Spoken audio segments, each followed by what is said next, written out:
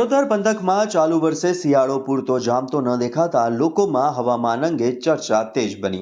સામાન્ય રીતે દર વર્ષે ડિસેમ્બર અને જાન્યુઆરી મહિનામાં અંદાજે 14 દિવસ સુધી લઘુત્તમ તાપમાન 12 ડિગ્રી સેલ્સિયસ આસપાસ રહેતું હોય છે, પરંતુ આ વખતે માત્ર 3 વખત જ 12 ડિગ્રી આસપાસ તાપમાન નોંધાયું। મળતી માહિતી મુજબ 20મી ડિસેમ્બરે લઘુત્તમ તાપમાન 12.3 ડિગ્રી, ત્યારબાદ એક વખત 12.8 ડિગ્રી અને ગત રોજ સોમવારના રોજ 12.5 ડિગ્રી લઘુત્તમ તાપમાન નોંધાયું। આ આંકડાઓ પરથી સ્પષ્ટ થાય છે કે ચરોતરમાં આ વર્ષે શિયાળો અપેક્ષા કરતાં નરમ રહ્યો। આણંદ કૃષિ હવામાન વિભાગના વૈજ્ઞાનિકોના જણાવ્યા મુજબ આણંદ ખેડા જિલ્લામાં સિઝનમાં 3 વખત લઘુત્તમ તાપમાન 12.5 ડિગ્રી સુધી પહોંચતા સવારના સમયે કાતિલ ઠંડીનો અનુભવ થવા લાગ્યો।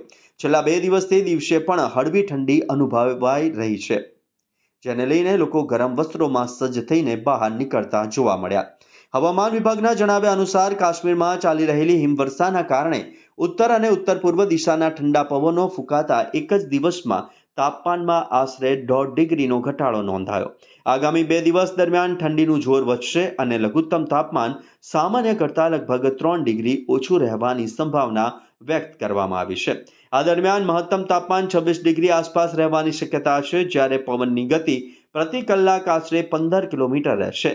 તો હવામાન વિભાગે વધુમાં જણાવ્યું કે આગામી સપ્તાહમાં ખાસ કરીને 10મી તારીખના રોજ અને 10મી તારીખ બાદ લઘુત્તમ તાપમાન સામાન્ય કરતાં 4 ડિગ્રી સુધી નીચું જવાની શક્યતા છે। તો પરિણામે ચરોતર પંથકમાં મોડે પરંતુ કડક ઠંડીનો અનુભવ થવાની સંભાવના વ્યક્ત કરવામાં આવી છે।